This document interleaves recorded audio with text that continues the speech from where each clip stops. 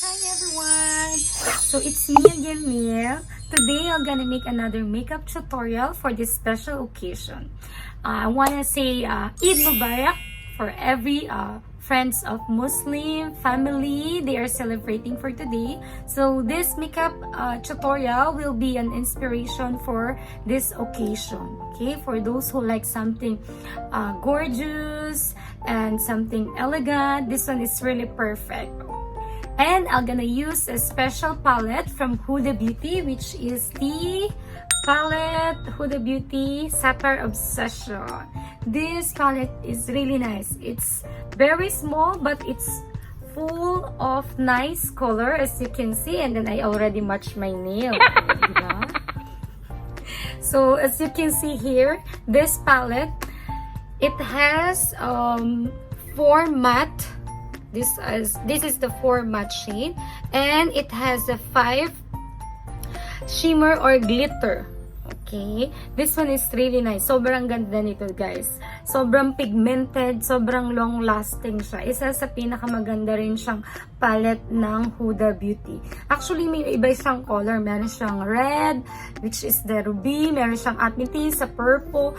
Since favorite ko yung blue, so I choose this one. Napaka-attractive sa akin ng blue color kasi. Kaya napili ko tong sapphire blue. So those people who love blue, marami kang magagawang color makeup combination din dito. Pwede mo siya mag-combine ng light, dark. So perfect siya.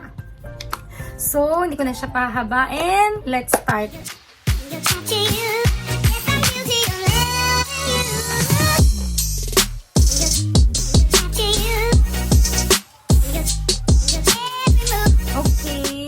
So as you can see, I already put on my foundation.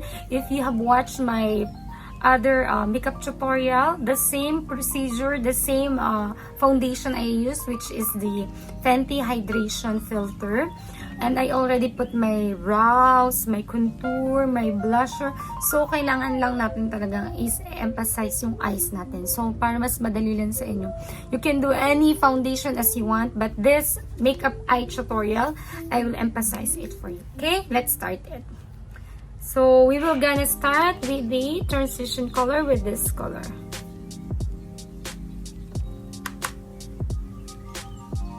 I'll put it on my crease, or I can use it on top of my crease because I am hooded eyes, you know. Just make sure that you are blending it very well kasi medyo pop yung color na to. Makikita kapag may harsh line.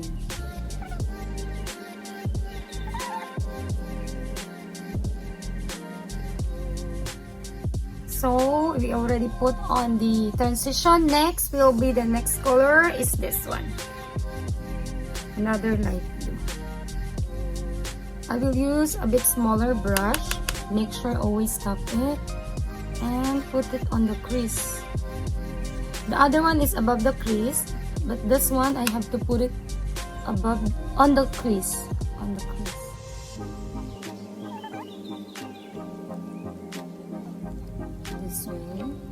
Just add a little bit more. Of course, blend it. Have to blend it. And eyeshadow blending is the key. Yun talaga yung motto ko eh. Blending is the key. It's very important. That you will blend your shadow very well. Okay guys, so the third color will be this dark shade, the dark blue.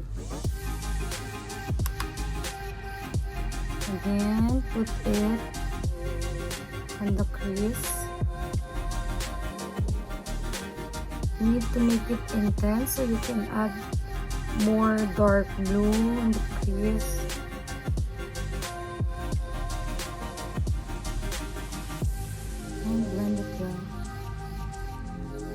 So, I already put the third color, but I wanted to make it more intense. So, dadagdagan ko yung darker shades over here until here. I want it a dark blue. Then, I will get a black color. Since walang black color si Huda Sapphire, I will use the black color from this rose gold palette. Just the black color. Because I wanted to make it intense. But only here in the corner, huh?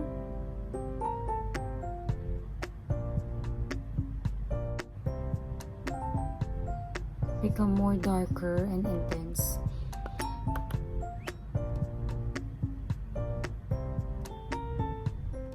So guys, I already mix and blend my eyeshadow. So I will make half cut crease. So magagawa ko ng cut crease, kalahati lang siya, okay?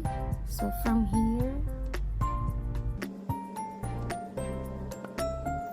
medyo mahirap yung blue kasi masyadong dark. So pag nagawa kayo ng cut crease, anuhan nyo na lang ng tissue yung brush niyo. Then, lagay uli kayo ng concealer. Okay?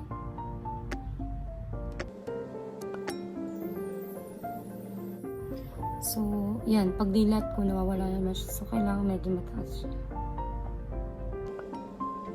Kung saan yung crease nyo, pag dilat nyo is kita. Kailangan ganyan. Kita siya. Okay? Then, lilinisin lang natin. Ayan guys, naglagay na ako concealer. Since medyo makapal yung concealer, pwede mo siyang tanggalin ng cotton buds. Okay? Yan, magputi na yung ano ko, yung pinagtanggalan. Kasi yung color na blue, nakaano pa rin siya. Emphasize pa rin siya. So, binawasan ko lang siya para at least matanggal yung pinaka-blue color niya. Pero masyadong dark yung blue. So, ganun siya. Okay? I'll do it the other side. So guys, eto na siya. Naayos ko na yung pinaka-half cut crease niya. What we will do is maglalagay na tayo ng color dito. So lalagyan ko na lang muna siya nitong color na to. Parang like my nail color. Parang turquoise yung color niya. I'm just using my finger. Alam niyo yung ganda nitong palette ng Huda talaga. Hindi siya basta nag-fall out. Sobrang pigmented. See the color. Sobrang ganda. Pag sinabi talagang Huda Beauty palette, naku, magugustuhan talaga. Nagugustuhan talaga ng mga consumer. Hindi ka mapapahiya pag Huda Beauty.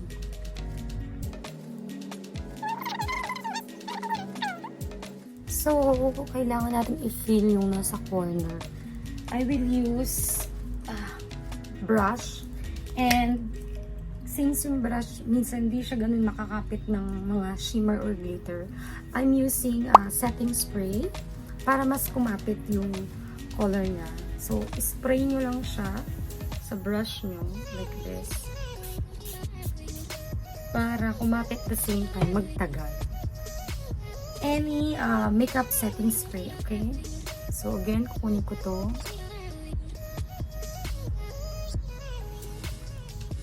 Put on the corner. Okay. So, ayan guys, naglagay na ako ng turquoise color. So, para mas maganda yung pagka-shimmer niya, gagamitan ko siya nito. Para siyang glitter. Pwede mo lang siyang itap, pero slowly lang guys, ha? Tingnan nyo, mas nag-glitter shimmer siya. Para kung may party-party kayo. Sige na, o kumikinang-kinang iyong mata. So glamorous. Ang party-party talaga siya. Pag mga special event, kailangan pak na pak ka.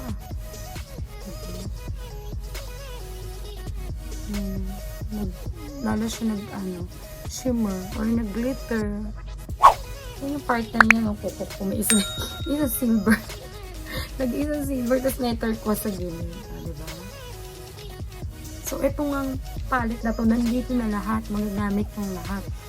Sa susunod, gagawa ko na isang eyeshadow makeup using this, pero light lang siya. Kung gusto niyo medyo pang daily or for work. Pero itong look na to is, as you know, pang Eid, pang party. Okay, ating down lash. Maglalagay ako ng, I will use this. First, this one, the dark one.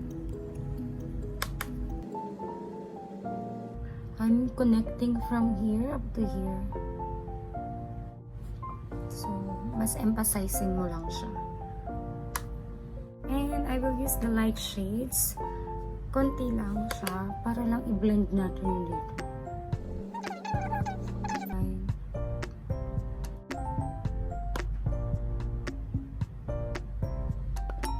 By the way guys, bago ko makalimutan, kailangan natin itap ng ibang color to. So, gagamitin ko na lang to para magkaroon dito na other color. I-zigzag nyo lang siya ng konti. Pero yung ng difference ng color niya, hindi masyadong sharp.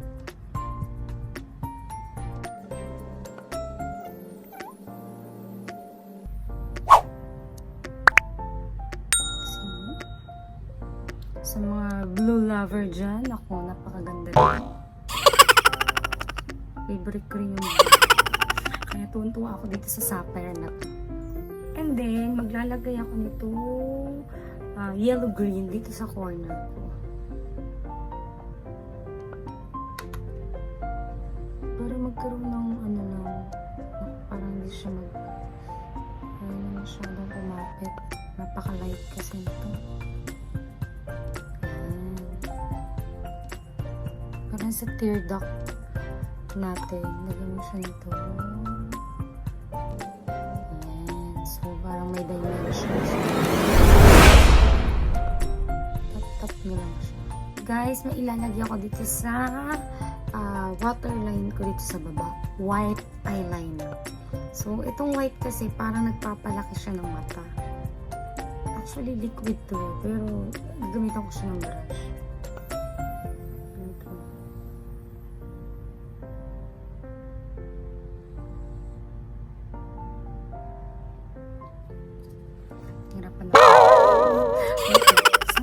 Guys, napagtagumpayan kong paglagay ng white eyeliner. Kasi nahirap siya kasi ang gamit ko liquid. Pero okay naman. And then, maglagay ako nito ng konting dito maglagay. And I will put an eyeliner. So, I will use the Sephora liquid eyeliner. Napakaganda din itong eyeliner na to. It's a waterproof eyeliner. So, kung gusto mong pang-party talaga, pang-matagalan, napakaganda. Okay? Medyo mataas ang ating wing. Okay? Kita nyo ba? I put my mascara. Before the lashes, I will use the Sephora Size Up.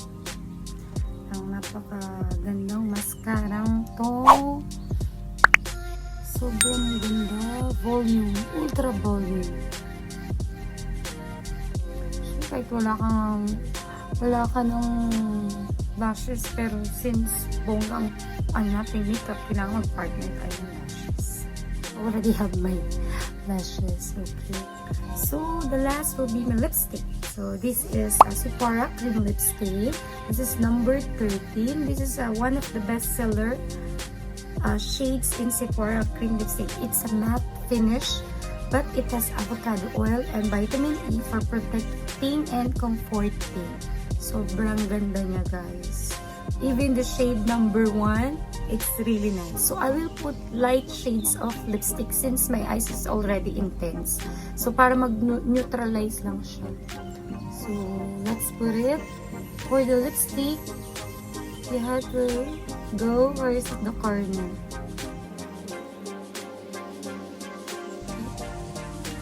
And from the top. From the top, you'll go first here.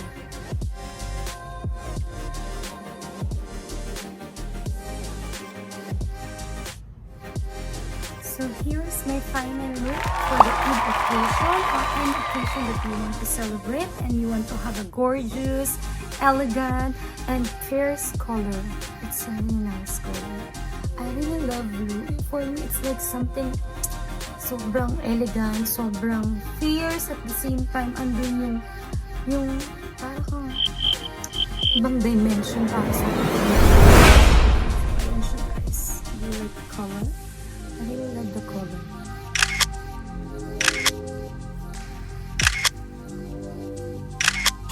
So for those blue lover, you can check this out, okay? So until next time guys, don't forget to like, subscribe, and click the notification bell. See you!